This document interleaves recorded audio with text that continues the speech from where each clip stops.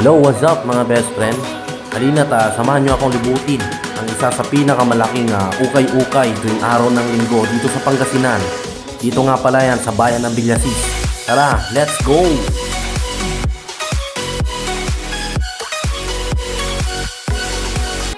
Isa ang bayan ng Villasis sa tinaguriang bagsakan ng prutas at gulay. Sila rin ang may festival ng talong sa buong Pangasinan. Ngayong araw mga best friend, samahan nyo akong libutin ang isa sa pinakamalawak na ukay-ukay tuwing linggo dito sa Pangasinan. Halika na, libot na tayo!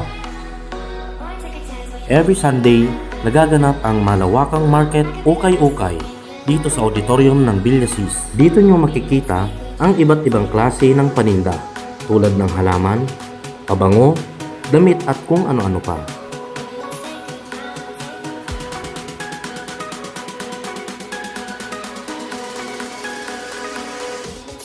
Ang ukay-ukay ay hangong sa salitang ukay, na kung saan ang mga damit, pantalon, at iba pa ay bahagyang nagamit na, kaya ito binibenta ng mura.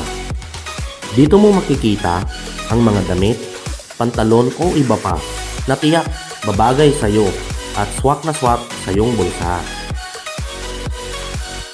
At ayun na nga si Uncle kumaway pa, kasama niya si Anting nagmamarites sa silya. Joke, joke, joke, joke!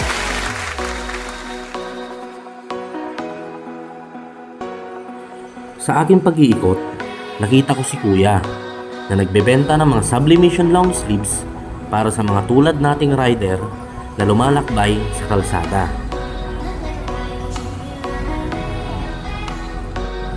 Sir, ano pa yung mga benta natin dito? Mga pwede natin ay long sleeve, mga Thailand na tela. Okay. Mga t-shirt, ganun din naman din naman tayo.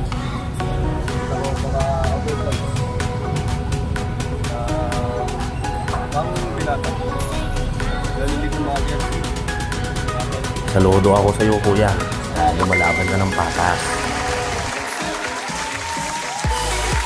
Kompleto na rin pala dito. May makakainan ka na pag dinalaw ka na ng gutom.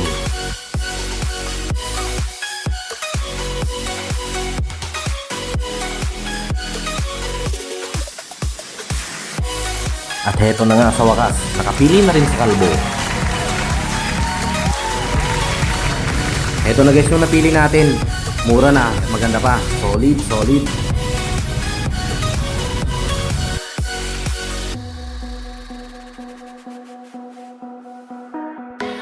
At dito naman, sa kanilang market, makikita mo ang iba't ibang pasalubong goods na paborito ng masa.